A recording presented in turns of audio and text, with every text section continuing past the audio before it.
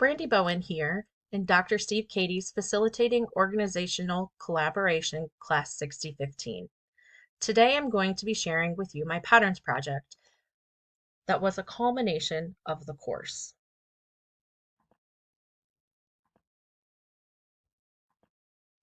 What is whole systems change?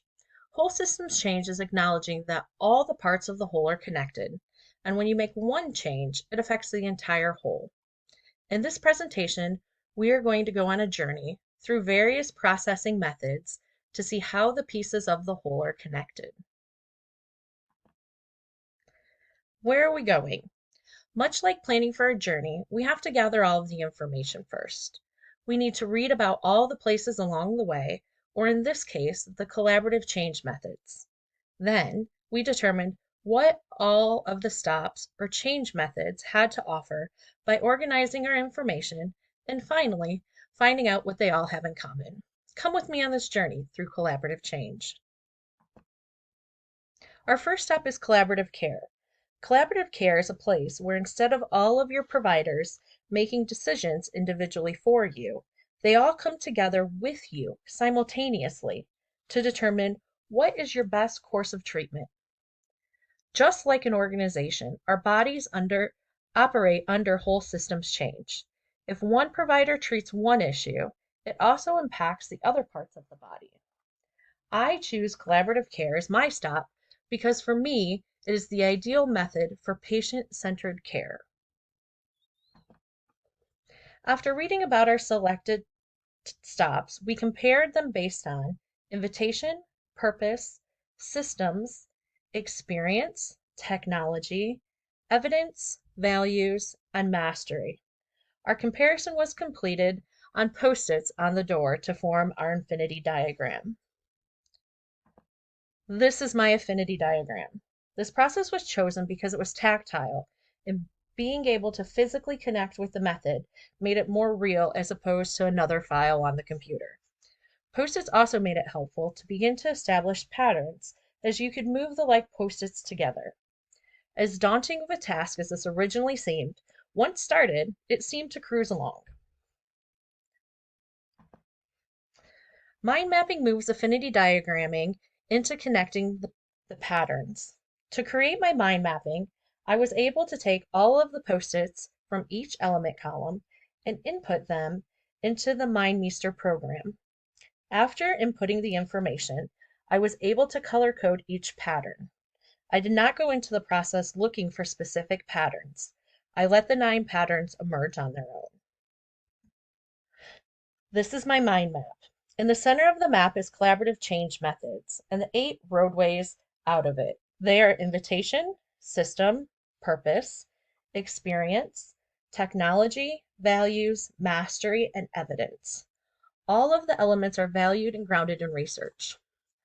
Of the elements, I most enjoyed values as it tells you what is important, the heart of the organization, or the main destination.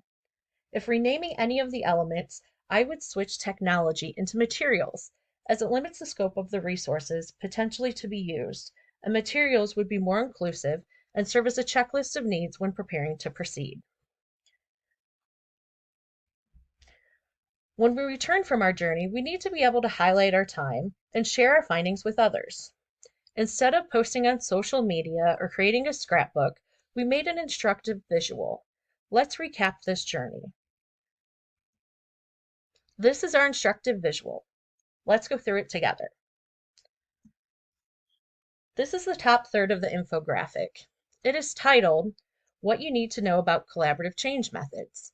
The first stop is the 8 elements that we reviewed to help compare the methods, and then the 10 methods plus collaborative care. The middle of the instructive visual shows the 9 patterns that emerged during the affinity diagram to mind mapping process and are listed here. They are color coordinated with where they are found on the mind map. The first pattern found was that change can be emotional. According to the Harvard Business Review, experts have said that the experience of going through change at work can mimic that of people who are suffering from grief over the loss of a loved one. When change is occurring, talk to people face to face beginning with those impacted the greatest by the change. Change can bring people together. This is seen in every method in various forms. The change process is inclusive. Change must take place in a safe environment. In order to create buy-in with employees, a safe environment must exist for people to share their thoughts and ideas. Change is about finding better ways. In the words of Henry Ford, when you always do what you've always done, you always get what you've always got. We're no longer driving the Model A because Ford Motor Company did something different. They changed. Change is staying focused on the positive. Change is embracing everyone's gifts. Change is self-development and discovery. Change is a culture. Change is more than icebreakers and team builders. It's learning the language of the specific methods and corresponding tools. Change involves learning from the method community. In wrapping up the summary of our journey, we found that change can be difficult, but selecting the correct methods for the needs of the individuals and company can make facilitated change a very empowering and positive experience. In the words of Steve Jobs, "My model for business is the Beatles. They were four guys who kept each other's kind of negative tendencies in check. They balanced each other, and the total was greater than the sum of its parts." That's how I see business. Great things in business are never done by one person. They are done by a team of people. These three tools of infinity diagramming, also known as the KJ method from the 1960s, to Tony Busan's mind mapping that was based off of the visual thinking done as far back as the 3rd century BC, and instructive visuals can be a great series of tools to help guide an organization to change.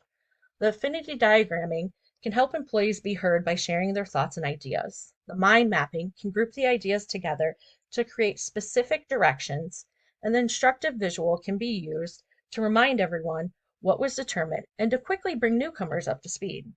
This process could be used with a few other tools in the strategic planning process.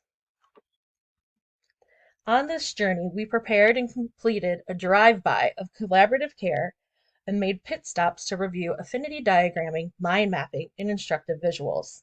We reviewed the patterns that the tools revealed and shared how this journey could be applied in an organization or business setting.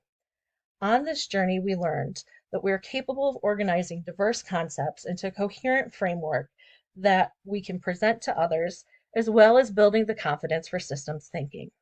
Thank you for coming with me on this journey, and we have arrived at our destination.